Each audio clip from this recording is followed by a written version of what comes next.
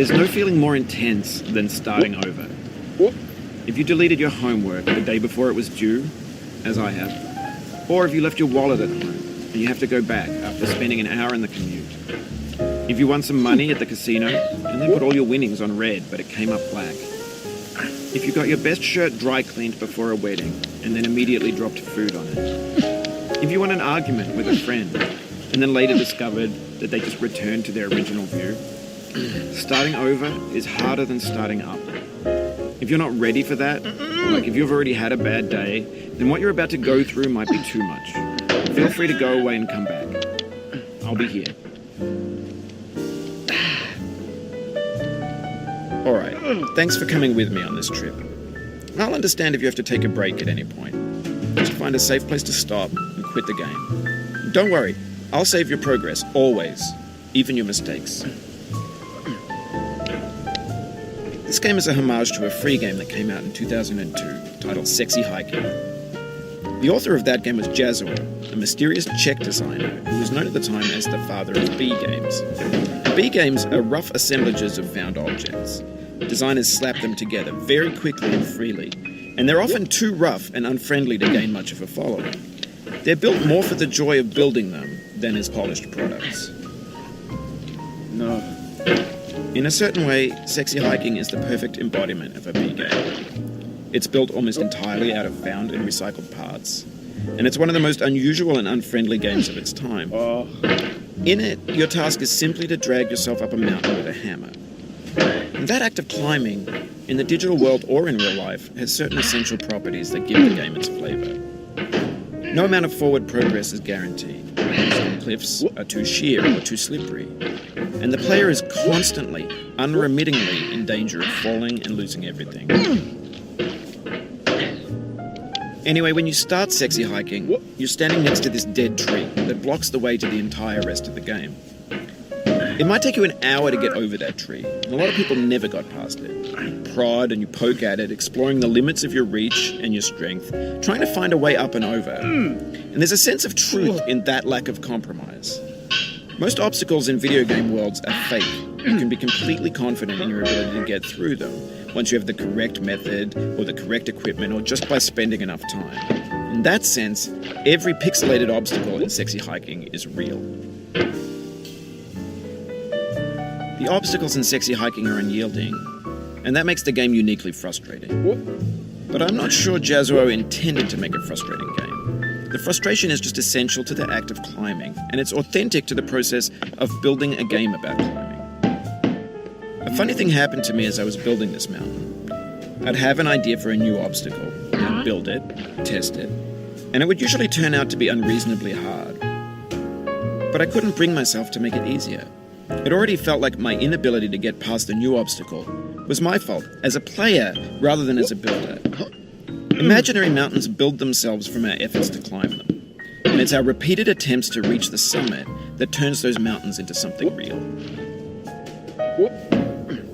When you're building a video game world, you're building with ideas, and that can be like working with quickset cement. You mold your ideas into a certain shape that can be played with, and in the process of playing with them, they begin to harden and set until they're immutable, like rock. And at that point, you can't change the world. Not without breaking it into pieces and starting fresh with new ideas. For years now, people have been predicting that games would soon be made out of prefabricated objects, bought in a store and assembled into a world. And for the most part, that hasn't happened, because the objects in the stores are trash. I don't mean they look bad or that they're badly made, although a lot of them are. I mean they're trash in the way that food becomes trash as soon as you put it in the sink. Things are made to be consumed and used in a certain context, and once the moment is gone, they transform into garbage. In the context of technology, those moments pass by in seconds. Over time, we've poured more and more refuse into this vast digital landfill that we call the internet. It now vastly outnumbers and outweighs the things that are fresh and untainted and unused. When everything around us is cultural trash, trash becomes the new medium, the lingua franca of the digital age. And you can build culture out of trash, but only trash culture. B games, B movies, B music, B philosophy. Maybe this is what digital culture is. A monstrous mountain of trash, the ash heap of creativity's fountain. A landfill with everything we ever thought of in it. Grand, infinite, and unsorted. There's 3D models of breakfast, Gen X's fanfic novels, Scan magazines, green screen Shia LaBeouf, banned snuff scenes on LiveLeak. Facebook's got lifelike bots with unbranded adverts and candid shots of Kanye and Taylor Swift mashups, car crash epic failed GIFs, Russian dashcam vids, discussions of McRibs, discarded, forgotten, unrecycled, muddled, rotten, untitled.